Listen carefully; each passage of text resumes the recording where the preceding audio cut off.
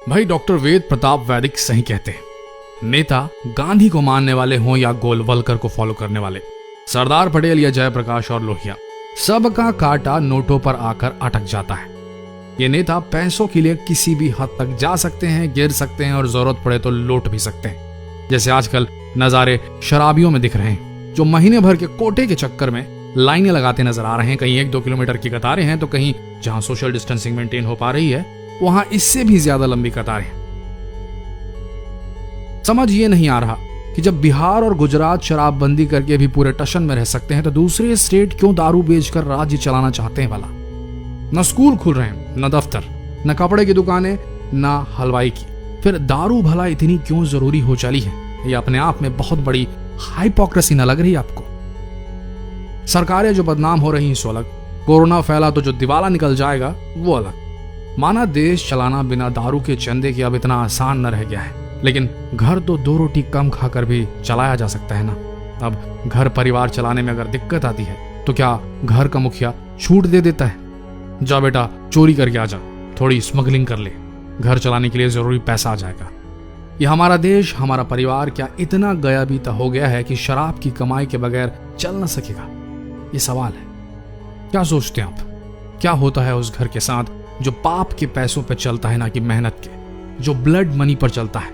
हराम हलाल का कोई कॉन्सेप्ट है भी कि नहीं देश की सरकारों के पास? या पैसा पैसा होता है, क्या काला और क्या गोरा?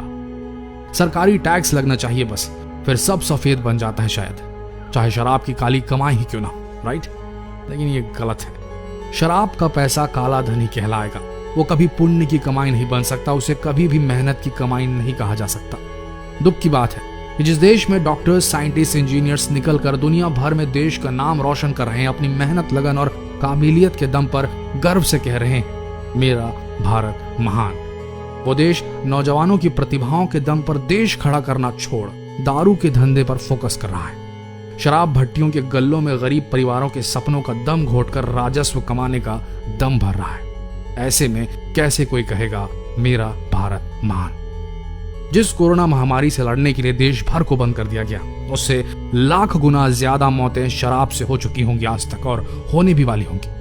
हर साल 1 लाख रोड एक्सीडेंट शराब के नशे में गाड़ी चलाते चलाते हो जाते हैं। हर साल 1,40,000 लोग शराब पीकर अपना लिवर सड़ा बैठते हैं और दुर्गति को प्राप्त करते हैं, मर जाते हैं। हर साल 30,000 लोग शराब की लत की वजह से कैंसर का शिकार हो जाते हैं। लेकिन ये रिकॉर्ड्स, सिर्फ रिकॉर्ड्स में रहता है सब कुछ।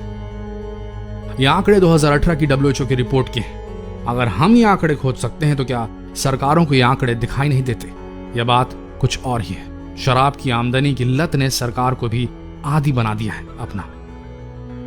अगर शराब की दुकानें खोलनी इतनी जरूरी है तो फिर शराब की दुकानों के साथ वैश्यालयों को भी लीगलाइज करने के बारे में सोचना चाहिए सरकारों को। राजस्व तो छोड़ दीजिए, कम से कम शराब के नशे में बहकर जो हमले होते हैं देश की महिलाओं पर, उसमें कमी आ जाएगी। देश भर में बस, ट्रेन, हवाई जहाज सब बंद है। लोगों ने अपने घर की रोजी रोटी अपनी दुकानों, अपनी कंपनियों को बंद रखा है कि कहीं उनकी वजह से कोरोना ना फैल जाए। ईश्वर अल्लाह भगवान ने भी अपने पट बंद कर दिए हैं कि जाओ मत आओ मंदिर, मस्जिद, गुरुद्वारे और चर्च।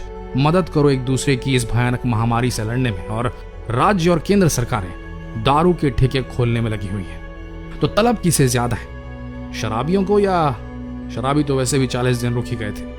हमेशा के लिए बंद हो जाती तो सह भी लेते, शायद उद्धार हो जाता उनका भी और उनके परिवारों का भी। शराबियों की गाड़ी के नीचे कुचलकर आने वाले कुछ सालों में मरने वाले लोगों का भी उद्धार हो जाता, सबका भला हो जाता। लेकिन सरकार का लिकर रेवेन्यू एडिक्शन रीलैप्स कर गया लगता है।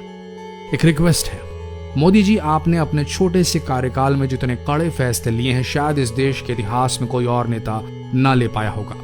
ये एक ऐसा मौका है जब देश को वाकई देश को असल लीडरशिप की जरूरत है, आउट ऑफ द बॉक्स सोचने की जरूरत है। ये डिसीजन अगर आपने ले लिया तो ये जनरेशन और आने वाली हर जनरेशन बच जाएगी शराब की घिनौनी लत से। This is the right time and the only time India can lock the liquor down. अगर ये संदेश आप तक पहुंच रहा है तो प्लीज, पूरा देश आपके एक और कड़े कदम की ओर देख रहा है। Please lock the liquor down.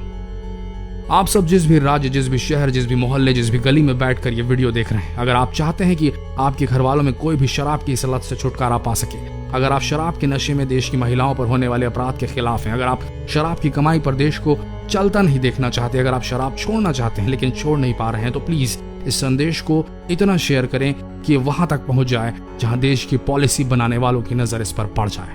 Trust me, it's worth it. कम से कम शराब पीकर जमीन पर लौटते लोगों के माइम शेयर करने से तो बेहतर है। शेयर कीजिए, #LockTheLiquorDown लिखकर शेयर कीजिए। धन्यवाद।